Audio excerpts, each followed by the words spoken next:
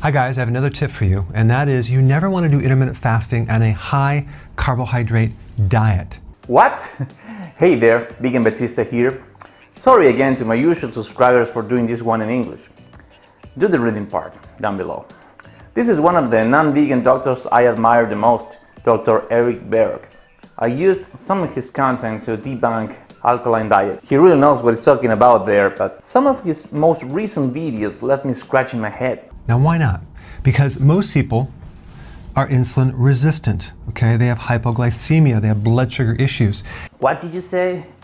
Most people have insulin resistance and therefore hypoglycemia? Where the hell did you get that? All of us humans have some level of insulin resistance. I think that what you're trying to say is that most people have an undesirable level of insulin resistance, though most people have hypoglycemia? Hypoglycemia means blood sugar below 70 milligrams per deciliter. Now tell me, how can a condition known for not allowing blood sugar to get into the cell, such as insulin resistance, how can it cause blood sugar to drop under 70 milligrams per deciliter instead of doing all the opposite? Hyperglycemia, glycotoxicity, and in the long term, beta cell destruction in the pancreas due to the sustained high levels of hyperglycemia.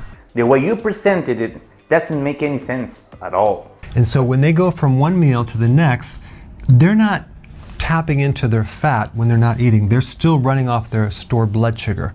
And they tap it out pretty quickly, and they end up with low blood sugar. This is beyond ridiculous. We have glycogen storage available in our muscles and liver for 36 hours of fasting without breaking the barrier of 70 milligrams per deciliter.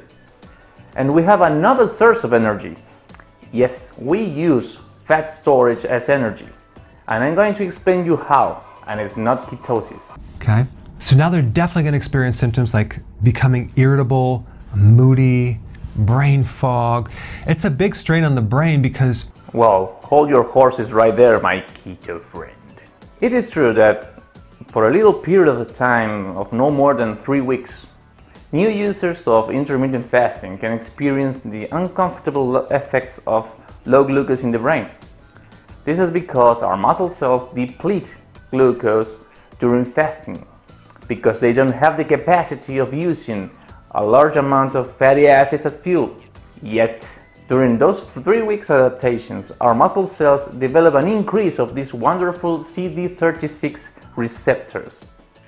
And our muscle cells start to use fatty acids as fuel instead of glucose, leaving that glucose available to the brain. We don't need to keto adapt. Ketosis is not a requirement to intermittent fasting, although intermittent fasting is a requirement for ketogenic diets. if you're not adapted to ketones and you're running off of sugar fuel, if you don't eat, you're going to see a huge decrease in cognitive function. So that mainly shows up in a cognitive problem like a loss of memory and different mood disorders, anxiety, depression, panic attacks. That's all really a blood sugar issue. You're totally exaggerating the effects of intermittent fasting adaptation.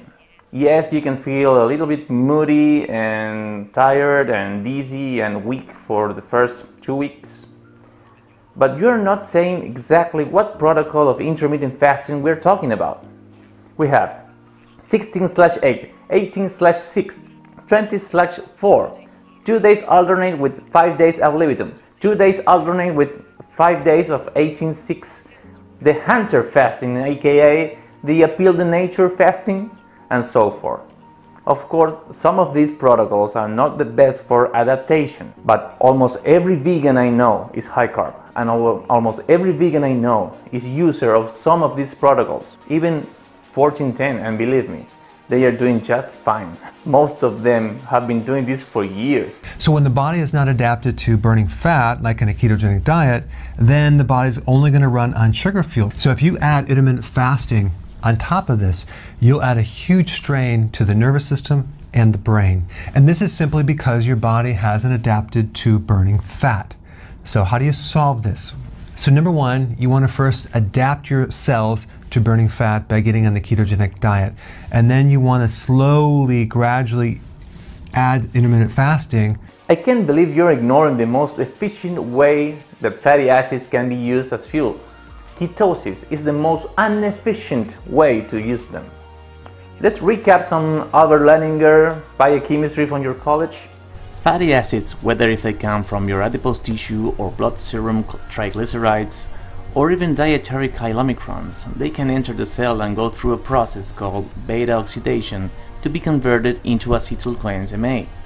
But when you are on nutritional ketosis, the lack of Krebs cycle intermediates because of gluconeogenesis drives that acetylcoenzyme A to the liver to produce three forms of ketone bodies: D-hydroxybutyrate, acetoacetate, and acetone. You can use the first two of those as energy for your muscles, organs, and brain. The third one is a useless residue. But this happens only because you're restricting your carbs in your diet lower than 10% and you have no glycogen storage available. When you do have glycogen storage available, it's a total different story. After 12 hours of fasting, dietary glucose is depleted and our pancreas starts to secrete glucagon from glycogen breakdown in order to keep blood sugar over 70. But glucagon not only does that, glucagon also stimulates muscle cells to get fatty acids into them for beta oxidation, and the acetylcoenzyme A produced by it can directly feed the citric acid cycle with the intermediate molecules to produce ATP. Our liver doesn't need those intermediates because gluconeogenesis is not needed. Glycogen breakdown provides glucose instead, and it doesn't need Krebs cycle intermediates. And this is the main reason why glycogen breakdown does not equal gluconeogenesis, which is a very common misconception. To summarize in simple terms, you don't need to be on nutritional ketosis in order to use fatty acids as fuel. You can use them directly via beta oxidation pathway to acetylcoenzyme A to feed Krebs cycle. This is the most efficient way of using fatty acids as fuel. There is no acetone residue. There is a trick though. Our brain cells are not efficient at using fatty acids as fuel. Our brain can use whether glucose or ketone bodies, but not fatty acids directly. But you know what? We don't need to. You know why? Because we have glycogen storage available. While our muscles are using fatty acids as fuel, glycogen storage can feed our brain cells for 36 plus hours. No panic attacks, no anxiety whatsoever. I know this may sound anecdotal, but I'm doing this. On Saturdays, 36 continuous hours of water fasting only, from Friday night to Sunday midday. No problem whatsoever. And I'm a user of 16-8 protocol on a daily without even thinking about it. And I'm a high-carb vegan, just as many others. I really hope you can see this, Dr. Berg. I really like your style. I like your content. But you're way out of the line on this one. I can't believe you're not aware of any of this. Or maybe you are aware. Who knows?